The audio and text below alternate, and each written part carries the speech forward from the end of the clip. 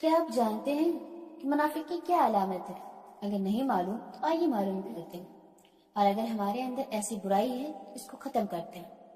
صحیح بخاری کے ایک حدیث میں آتا ہے کہ منافق کی 3 نشانیاں: جب وہ بات کرے تو جھوٹ بولے، وعدہ کرے تو وعدہ خلافی کرے، اور جب کوئی امانت اس کے سپرد کی جائے اس میں خیانت کر ڈالے۔ اس حدیث کی روشنی میں آج اگر ہم اپنی مسلم سوسائٹی کا جائزہ لیں تو شاید ہی کوئی ایسا شخص ملے گا جو ان تینوں خرابیوں میں سے کسی ایک کا شکار نہ ہو۔ آپ جانتے ہیں منافق کس کو کہتے ہیں؟ منافق دراصل ایسے انسان کو کہا جاتا ہے جو ظاہر تو مسلمان ہو، کلمہ گو ہو، لیکن اس کے دل میں کفر ہو، اللہ اور اس کے رسول کی عداوت ہو۔ قرآن مجید میں ایسے لوگ کو کافر سے بدتر کہا گیا ہے۔ اب آپ سوچئے ذرا کہ ایسے بدترین لوگوں کی یہ 3 علامتیں بتائی گئی ہیں۔ ان میں سب سے پہلے علامت جھوٹ بولنا ہے، اور یہ علامت تو آج کے مسلمانوں میں اس قدر پائی جاتی ہے کہ پوچھئے ہی مت۔ جھوٹ بولنا آج ایک عام عادت ہے، کاروبار ہو یا گھریلو زندگی، بات چھوٹے کی ہو یا بڑے کی، جھوٹ ہماری زندگی کا ایک حصہ بن چکا ہے۔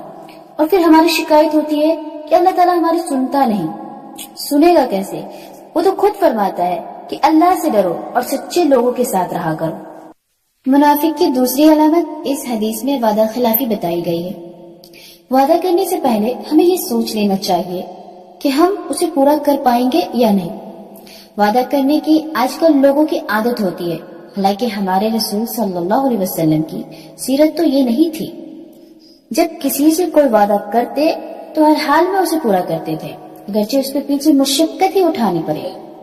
اللہ تعالیٰ سورہ بقرہ میں نیکی کی حقیقت بیان کرتے ہوئے فرمایا کہ نیکی کا کام تو وہ لوگ کرتے ہیں جو وعدہ کریں اور اسے پورا کریں۔ منافقین کی تیسری علامت خیانت بتائی گئی ہے۔ امانت میں خیانت کرنا بھی ایک مومن کے شان کے خلاف ہے۔ آج ہمارے مسلمان کا یہ حال ہے کہ اگر کوئی شخص کوئی چیز امانت کے طور پر دے لیکن اس میں ہم خیانت کر جاتے ہیں۔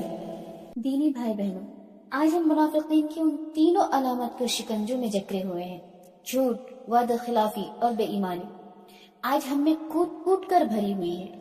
یاد رکھیے، جب تک ہم ان چیزوں سے توبہ نہیں کر لیتے، ان چیزوں کو چھوڑ نہیں دیتے، تب تک ہم سچے مسلمان کہلانے کے حقدار نہیں۔